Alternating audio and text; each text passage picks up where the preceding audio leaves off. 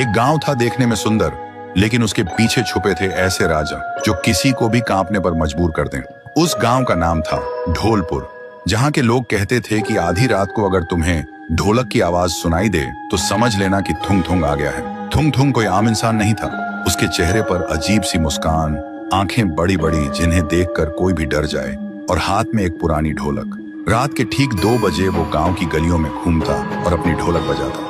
आवाज सीधी कानों से दिल तक उतर जाती, धीमी, डरावनी और लगातार। गांव के लोग ढोलक की आवाज सुनकर कांपने लगते, क्योंकि जिस घर के सामने वो रुककर ढोलक बजाता, उस घर के लोग अगले दिन कोई बीमार पड़ जाते या किसी की मौत हो जाती। फिर एक रात गांव का एक लड़का रघु सो रहा था, तभी ढोलक बजने लगी। ढोलक की आवाज से उसकी नींद टूट गई। वो गुस्से से हिम्मत जुटाकर उसके पास गया।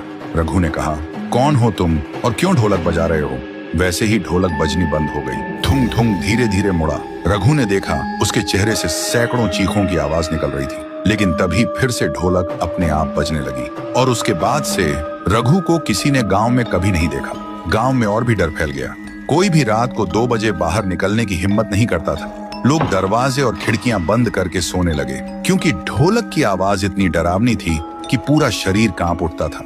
उसी गांव में एक लड़की थी, गौरी। उसका भाई रघु ही था। उसने कसम खाई थी, मैं पता लगाऊंगी कि मेरे भाई को थुंग थुंग कहाँ ले गया।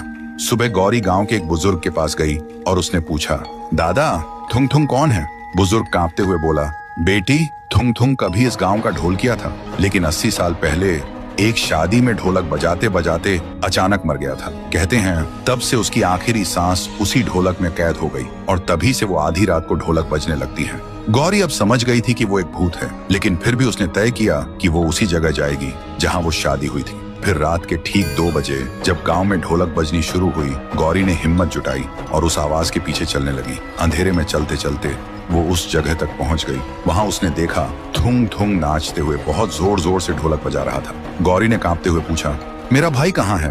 थुंग थुंग अचानक रुका। उसकी आंखें जलने लगी और ढोलक अपने आप बजने लगी। तभी ढोलक के अंदर से एक चीख सुनाई दी। गौरी डर से भागने लगी। तभी एक आवाज आई, दीदी। गौरी रुक गई और पीछे मुड़ी। उसने देखा रघु और थुंग थुंग एक साथ खड़े थे, लेकिन वो अब इंसान नहीं था। उसका चेहरा अजीब और आंखें लाल हो चुकी थी। रघु ने धीरे से कहा, दीदी, अब मैं भी थुंग थुंग का हिस्सा हूँ और अगला नंबर तुम्हारा है। तो दोस्तों, अगर तुम्हें जानना है कि थुंग थुंग क्या सच में अचानक मरा या उसके मरने के पीछे कोई राज छुपा है, अगर जानना है तो वीडियो को लाइक करो, चैनल को सब्सक्राइब करो और कमेंट में लिखो पार्ट 2 चाहिए।